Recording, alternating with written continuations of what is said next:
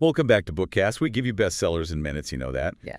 And today we're diving into, well, Kristin Hannah's The Nightingale. Ooh, good one. It's a story that really throws us right into World War II, Nazi-occupied France. Definitely a heavy hitter. And at the center of it all are two sisters, Vianne and Isabelle. Okay, so we've got like the backdrop of war and then this really intense family dynamic. I'm ready. You ready to meet them? Absolutely. Yeah, what always strikes me about these two is, well, how Hannah uses them, to show the different ways people react when, like, everything changes. Yeah, like when the world turns upside down. Exactly. And it's not always about, those big heroic moments you see in war movies. Right. It's those small, everyday struggles to survive, and just holding on to what matters. Yeah. Those tiny moments. So let's start with Vianne. She's the older sister. Okay. She's a young mom.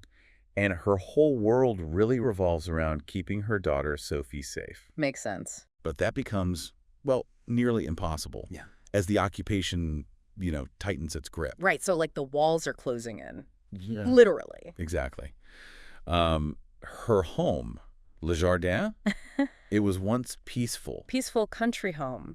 Right. Yeah, and it transforms into this place of constant fear. So Hannah really captures the details of Vianne's life, like tending the garden, Yeah. preparing the meals, but always knowing danger is just around the corner. And it makes you think, like, what would you cling to if everything familiar was just ripped away? Oh, totally. It's these tiny details that really make the story powerful. And then we have Isabelle, the younger sister. She's a total firecracker. Oh, yeah. Isabelle. Full of defiance. Lots of energy. Yeah. If Vianne's about protecting what she has, Isabelle's about fighting for what she believes in. Exactly. I mean, they're complete opposites. Total opposite. Remember when she chops off her hair right in front of that German officer? Oh, man. It was such a statement. Powerful moment. It was, and she's inspired by these figures like Edith Cavell, that British nurse. She helped Allied soldiers escape in World War I. Oh, wow. Yeah. She wants to be a hero, but even her own father, he dismisses the idea.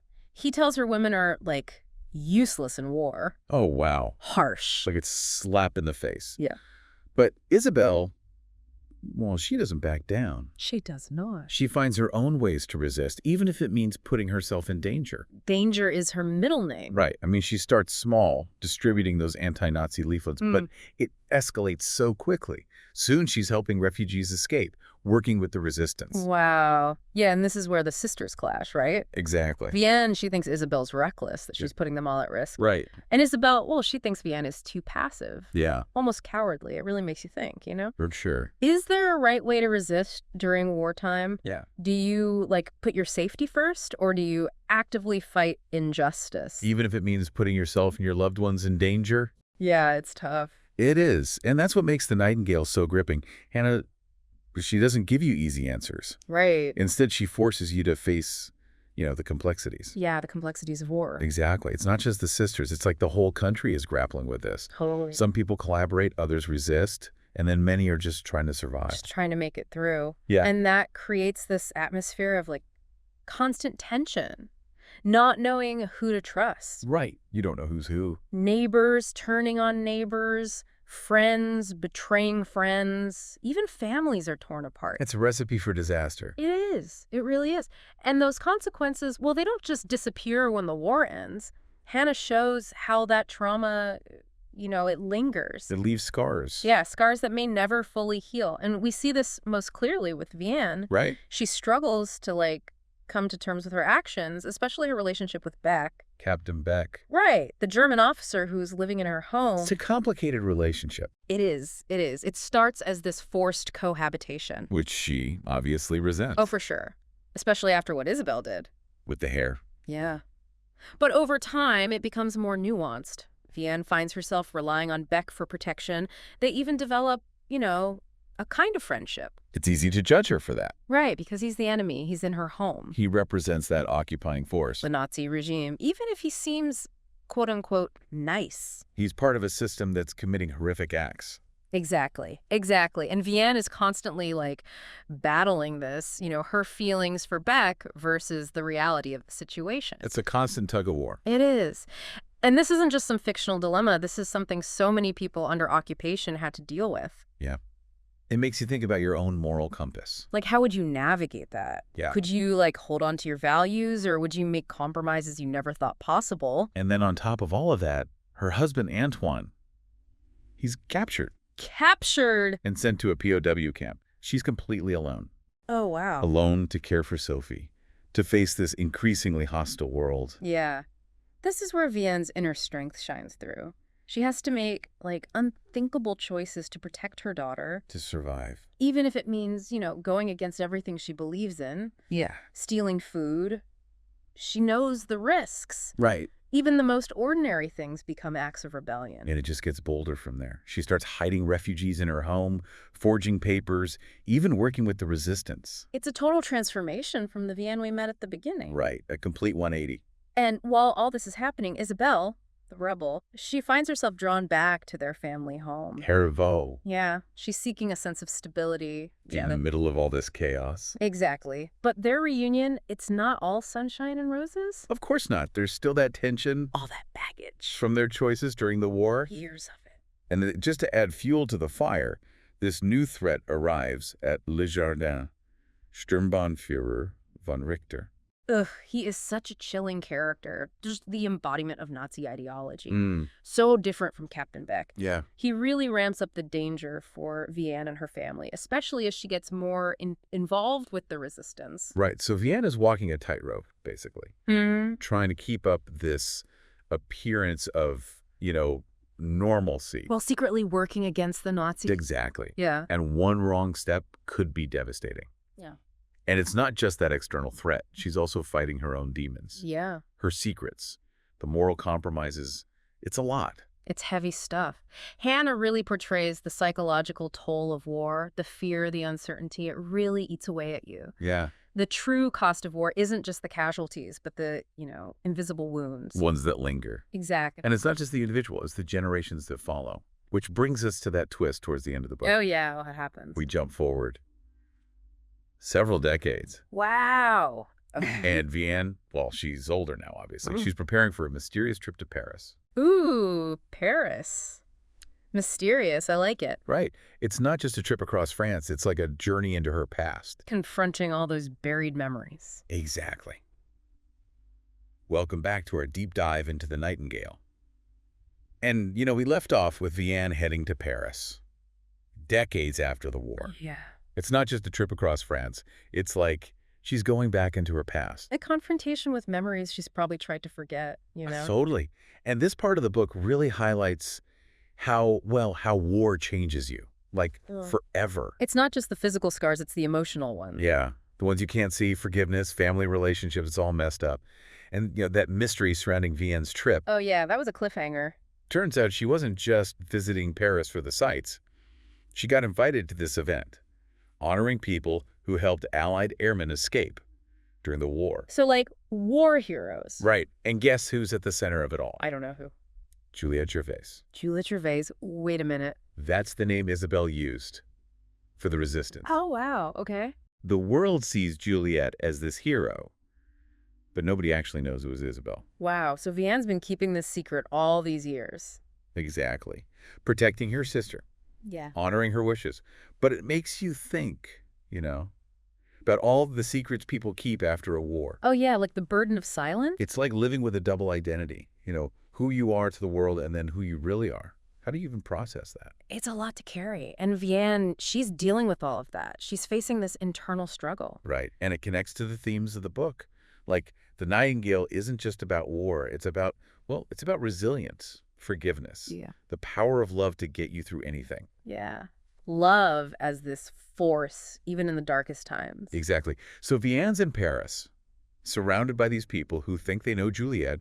Will she finally tell the truth? I mean, it'd be huge. It would. And the way Hannah handles it, well, it's both unexpected and just incredibly moving. So she tells them. She does.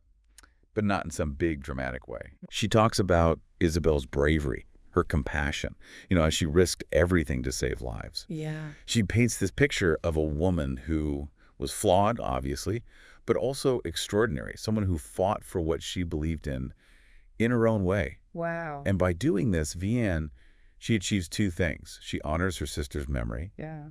but she also frees herself from the burden of that secret. She can finally grieve for the sister she lost. All this complicated emotion. The pain, the pride, the anger, the love. It's a powerful moment. Makes you think, what would you have done? Yeah, if you were in their shoes. Would you be like Vianne, protecting your family at all costs? Or would you follow Isabelle's lead, risking everything to fight? Those aren't just questions in the book. Those are like real-life questions, especially in times of conflict. And the Nightingale, well, it reminds us there are no easy answers. Every choice has consequences. Every act of courage, it leaves a mark. But the book also offers hope. Hope? How so? Even when it's dark, the human spirit can endure. Love, compassion, the will to resist, all these things can, they can bloom in the most unexpected places. Yeah, and those acts of courage, they have a ripple effect. Exactly. They can reach across time. And by sharing Isabelle's story, well, Vianne makes sure her sister's legacy won't be forgotten. And that brings us to another detail. While she's in Paris, Vianne runs into this young man, Julien. Okay, Julien. And he looks a lot like... Wait, wasn't Isabelle in love with that resistance fighter? Gaëtan. Exactly. And there was that moment right before she was captured. Oh, wow. You're thinking what I'm thinking. It seems like Hannah's hinting that Isabelle's story didn't end in Ravensbrück. Maybe there was hope, a legacy of love that survived. So you're saying maybe Julien is their son? If he is, it raises so many questions. How did he survive? Who raised him? Does he even know about his parents? So many questions. Hannah leaves that for us to think about. She doesn't tie everything up in a perfect bow. We get to imagine the possibilities. I kind of like that. Me too. But even without knowing for sure, the idea that Isabelle's legacy continued, well, it's powerful. It shows how hope can exist even in the face of unimaginable loss. It reminds us that what we do matters. Our choices, the love we give, it all has an impact. It can last for generations.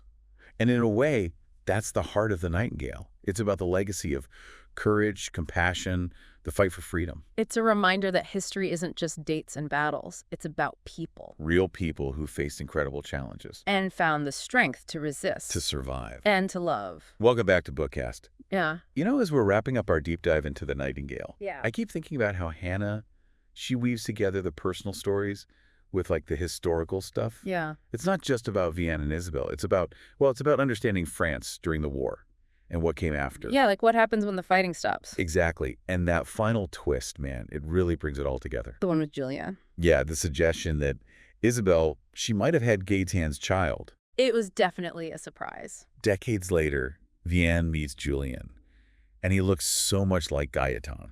It's like, whoa. You can't help but wonder, did Isabelle know? Right.